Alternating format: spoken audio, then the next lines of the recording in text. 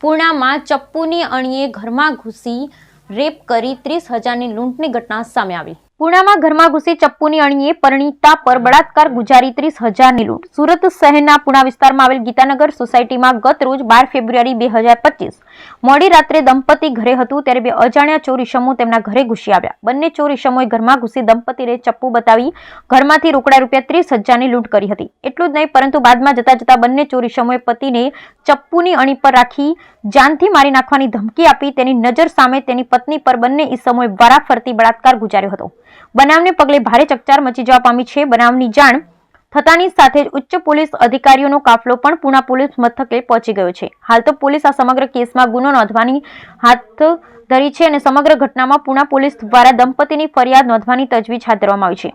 બીજી તરફ ઉચ્ચ પોલીસ અધિકારીઓનો કાફલો પણ પૂર્ણા પોલીસ મથકે પહોંચી ગયો હતો અને દંપતીનું નિવેદન લીધું હતું। ગંભીર બનાવમાં પૂર્ણા પોલીસ દ્વારા સમગ્ર વિસ્તારમાં સીસીટીવી ફૂટેજ પણ તપાસ હાથ ધરવામાં આવી છે। ઉલ્લેખનીય છે સમગ્ર બનાવમાં ક્રાઇમ બ્રાન્ચ પોલીસની ટીમ પણ જોતરાઈ છે। આરોપીને પકડી પાડવા માટે પોલીસને સમગ્ર વિસ્તારમાં સીસીટીવી ફૂટેજ તપાસ હાથ ધરવામાં આવી છે। Bureau report Sunil Ganjawala.